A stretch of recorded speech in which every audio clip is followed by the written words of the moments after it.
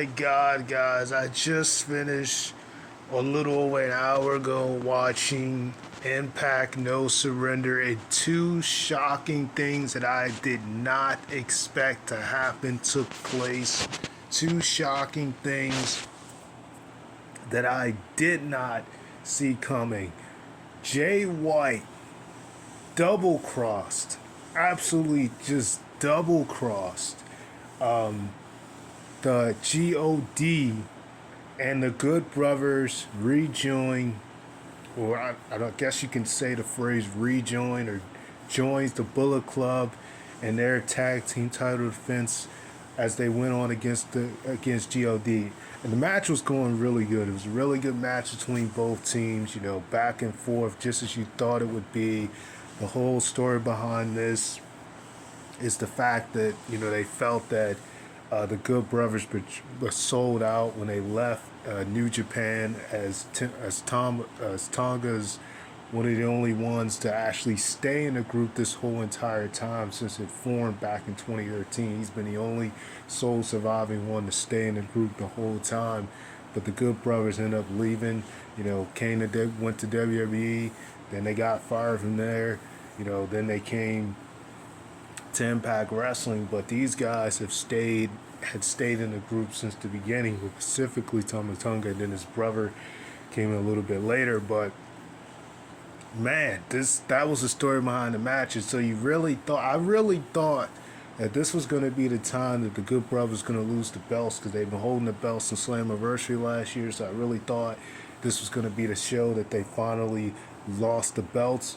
But that was not to be, and it all began when the ref got distracted by Chris Bay. I thought it was weird that Chris Bay came out. I'm like, well, what's going to happen here? Is Chris Bay going to cost in the match, and then are they going to kick him out of the Bullet Club? Because I thought it was kind of weird, that he came out. I'm like, why is Chris Bay out here? Because he previously had wrestled early in the night at a number one contender spot for the X Division title, and he wasn't successful. I wasn't able to see that match, but I know that he, didn't come out on top. I know that Jake something won that match, but he came out and he actually was distracting the ref. Then out comes Jay White, and he attacks. He hits the switchblade. He hits this move on Tama Tonga, and Good Brothers go for the pin and retain the belts, and then they do the too sweet sign with Chris Bay. Chris Bay's like, did I do that? Did I cause that? Did I cause that? Then him and Jay White do their too sweet sign. Then they try to get Good Brothers joining the fun. Then they join in with them. So that was the first surprising moment in the night to me. I did not see that coming. I, for one, thought that when Chris Bay first came out, okay, maybe Chris Bay, is going to come out. Maybe he's going to cause them the loss, and then maybe they're going to blame him or something. But because I noticed, everybody matches, nobody was interfering or nothing like that. So I thought that was kind of weird. But then when I saw Jay White come, then I seen what was going on. It was just kind of weird the way they've been building it. I don't think anyone would have thought that this was going to happen this way, especially you consider how long he's been in it. And I didn't follow them at the time that they formed or anything, because I didn't know about New Japan at the time, but I've watched their recount video on the history of the Bullet Club, so I do know just from that Tonga was one of the guys who's been in there since the beginning. After all the leaders they went through, Prince Devlin, probably getting his last name wrong, a.k.a. Finn Balor. Then you had AJ Styles take over. You had Kenny Omega take over, which is really when it kind of started to shift, because that's when they started their whole subgroup, the Elite, and it became more about that than it was the club, and it was kind of a separation at that point, which is where it became a little chaotic. But I really didn't think that would happen, but that's exactly what happened. And man, I did not see that coming. I really thought, I thought the way they were going to do this, I thought like, okay, well, Chris Bay, he lost, but at least the other two members are going to win. But I didn't think it was going to be this type of double cross. And then the other double cross, the other surprising moment at night. So, get to the main event. Team Honor No More versus Team Impact. Honor No More loses, they're out. They win, they stay in Impact. Really amazing match. Ton of crazy spots here. PCO, for him to be the age he is, busting out some amazing moves. He actually missed one of his moves. I think Rich blocked it, got away or something, and he still managed to get up. That was a pretty brutal spot. Everybody, actually started brawling before the bell even rung. So it was intense from the opening bell. Really amazing match. And you get to the final moments of that match, and it looks as though now you only got Rhino. He's in the ring with Mike Cornelis and Matt Taven. He's trying to spear one of them, but Maria's getting in the way, and he's like, okay, maybe I can gore her. I mean, gore, not spear, but Eddie Edwards comes out of nowhere. And so the story was that, Eddie Edwards supposedly had been attacked prior to the match. They were trying to find a replacement because everybody was kind of pointing fingers at Steve Macklin because, ironically, when he asked to join the group, it was after, when he asked to join his group, then all of a sudden Jonathan Gresham had got attacked. Because at first, Josh Alexander got pulled from the group because, storyline wise, because what's the name? Can't think of his name right now, but he said that, Josh couldn't get his act together, so he was going to send him home. And until he got his act together, he was sending him home. But of course, in the reality, it's because of his whole visa thing. But so you had that whole thing. Scott D'Amore told him that. So then they had to find a replacement. They were going to go to Jonathan Gresham. They see Jonathan Gresham knocked out backstage, so he's out. Then they say, okay, we can't go to Jonathan Gresham. Then all of a sudden, Steve Macklin's trying to get in the group, and they thought he was the man behind that first. And then, Honor No More said they didn't do it. So then all of a sudden, you throw him in the mix. Then when he's in the mix, now Eddie Edwards supposedly is out. So now they're really thinking, okay, this is weird. It's, how is this? How is it now? We don't went from Gresham, and now all of a sudden Eddie's out.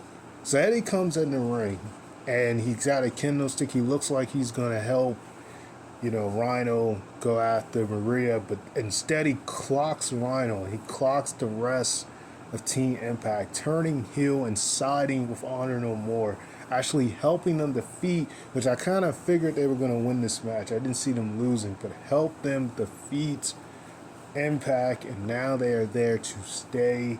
Oh my goodness. Man, this show was stacked. I'm so glad I was able to see it. I wasn't able to see it from the very beginning, unfortunately, but I was able to see the rest of the show, and man, this show was stacked, man. I definitely so glad I got to see this show. Two moments I did not think were going to happen, especially the one with Eddie Edwards. I didn't see that coming. The one with Jay White, that one shocked me too, because it was kind of weird how it just kind of came out of nowhere. But then the one with Eddie Edwards, that was even more shocking. I really did not see that coming.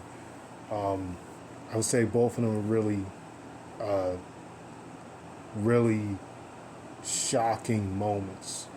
And then, just overall, the show was, a really decent show. Because even before that main event, you had the co-main event of, Moose and W. Morrissey. Really amazing match between these guys. Two big behemoths just going at it, just, really, from the opening bell, they were just throwing hits on each other, trying to one-up each other, both screaming and tying up. Moose hit a spear very early, and then He hit like two spears early, but W. Morrissey rolled out the ring. He managed to hit his move on Moose, but Moose move out the ring. You had a spot where he actually Moose actually hit like a Uranagi on him through the announce table, but it wasn't the one that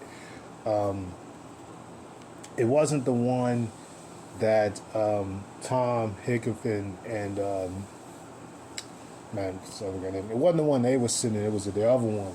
So, like I said, this match was really just all clicking on all cylinders. The only thing that kind of messed up this match was just the finish. I mean, not the finish, but situation when the ref counted three twice and waved it off because he saw their foots on the rope, like land across the rope. I thought that kind of hurt the match because then you had the fans, chanting "screw you ref" or "ref screw the ref" or something, because I thought that was pretty bad officiating there. But other than that, it was really amazing match between the two. Brian Myers was sitting at commentary because he got this issue with W. Morrissey, so you had that whole thing. But this match was really, really amazing match right here. Moose also hit a superplex from the top rope. I thought that was pretty smooth. W. Morrissey, like I said, this man, he gave it everything he had to, though.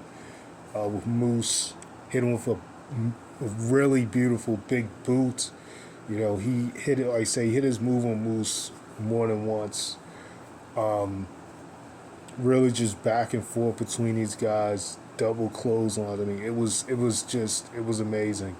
The Knockouts Championship match was pretty good. Started off a little slow, but it picked up, and Savannah Evans tried to get involved, and it backfired on her. Chelsea Green actually came to save the day, and Mickie James managed to retain against Tasha Steelz, and a pretty good effort with Tasha Steelz. So that was a pretty good match right there. The Eric Young and Jay White match, really, really good match. I've really enjoyed this match. Both guys really did everything they could do, and Jay White picked up the win, and in a pretty hard-hitting affair between these guys. It's amazing to think they've never crossed paths and faced each other, but we finally got to see it. So it definitely lived up to the hype. Definitely enjoyed that match and glad it took place. So yeah, I mean, you had the Matt Cardona match with Jordan Grace. He's really embracing the heel turn of his at this point. It's funny because he was already a heel in GCW. Now he's, full-fledged heel in Impact 2. So you only start to wonder that Chelsea's going to turn heel pretty soon. I won't be surprised if that happens like right when she faces Mickie. Since Mickie promised her she'll give her a title shot once she's done with Tasha Steelz. She'll be next in line. So I wouldn't be surprised if that happens. I could see that happening, especially if she goes and loses the match. Actually Matt managed to retain after, Jordan is just tired of Matt's shenanigans, and hits him with a low blow, and he wins by disqualification. So, I mean, this show, some of the matches weren't, the best or whatever, but still pretty solid from top to bottom, I would have to say. It's really only one match I really wasn't able to see on the main card, and that was the Fatal 4-Way. But everything else I was able to see, and from what I've seen, it was pretty good. And like I said, I just want to come on here because I haven't done an Impact review pay-per-view or something big in a while, but I still do watch it for sure. And they are just this thing with them and New Japan and GCW and NWA, like this whole fledged of partnerships is just incredible. Oh yeah, I cannot forget this match. So Deanna did, have her little open challenge for her belt. She defended it against Miranda. This is actually, she actually went into the finals with Roxy for the ROH Women's title, and that was the title she challenged. She didn't go for the AAA one; she went for the ROH one, and it was a really good match. Back and forth between these two until eventually Deanna managed to make her tap, but she was taking it to Deanna. She managed to put her in the crossface. She was really hitting her. They was hitting each other with heavy fist. It was definitely a really good match here. I really liked this match a lot. It was nice to see Deanna have this open challenge with her having two belts. A nice way to, while she's not holding the Knockouts title that she pretty much dominated and held for the better part of all last year, and even 2020, she was champ for the second half of that year, and won knockouts of the year 2 years in a row, which I think she well deserved. The Merciosa. So this was no different here. Really proves that fact, and they just brought it, man. It was a great match here. Really good match. So like I said, from top to bottom, this is an amazing show. I just want to come on here and talk about the Jay White situation and the situation with Eddie Edwards. I love to know what his reasoning for siding with Honor No More.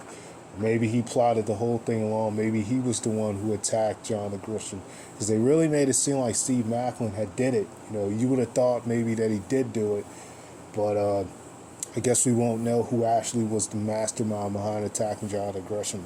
But if it was Eddie Edwards who did it, then I guess that would explain a lot of things. But what the irony about this is that Eddie Edwards, you know, is one of those guys who actually was fought in Ring of Honor. Him and even Chris Sabin, for that matter. Only a few of them had never really fought in Ring of Honor, the Impact side. But yeah, so it was a pretty decent match.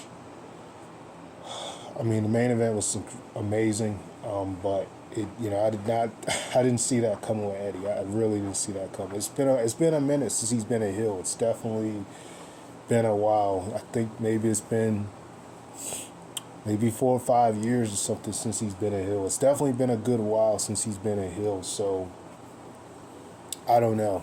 I'll have to look back to see when the last time he was a heel, but it's been a while, and yeah, I just want to come and talk about that. So sign off, Ray Master Flex, like, comment, subscribe, and it's pretty much it from me. Peace.